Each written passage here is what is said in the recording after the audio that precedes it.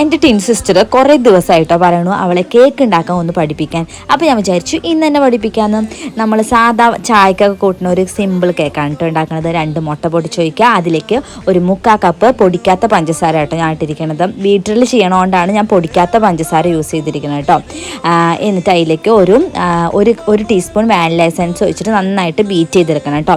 Beater എൻ്റെ വർക്കൊന്നും ചെയ്യണ്ടായിരുന്നില്ല. ഞാൻ വിചാരിച്ചു കേട് വന്ന് പോയെന്നൊക്കെ വിചാരിച്ചു കേട്ടോ, പക്ഷേ കേട് വന്നിട്ടില്ല. ഒന്ന് റെഡിയാക്കി എടുത്തു. നമ്മൾ പൊടിക്കാത്ത പഞ്ചസാരയാണല്ലോ ഇട്ടത്, അതുകൊണ്ട് നന്നായിട്ട് ബീറ്റ് ചെയ്തെടുക്കണം കേട്ടോ. എന്നിട്ട് അതിലേക്ക് 1 കപ്പ് മൈദ കുറച്ച് ഇട്ടിട്ട് ഒന്ന് മിക്സ് ചെയ്തെടുക്കുക കേട്ടോ. തിക്കാന്ന് തോന്നിക്കഴിഞ്ഞാൽ കുറച്ച് പാലും കൂടി ഒഴിക്കുക.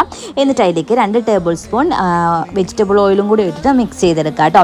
ഈ മൈദ ഇടുമ്പോൾ തന്നെ നമ്മൾ അതിലേക്ക് ബേക്കിംഗ് സോഡയും ബേക്കിംഗ് പൗഡറും ഇടണം. പക്ഷെ ഞാനിടാൻ മറന്നുപോയി കേട്ടോ. എല്ലാം കേക്കൊക്കെ കഴിച്ച് കഴിഞ്ഞിട്ടാണ് എനിക്ക് ഓർമ്മ വന്നത് കേട്ടോ.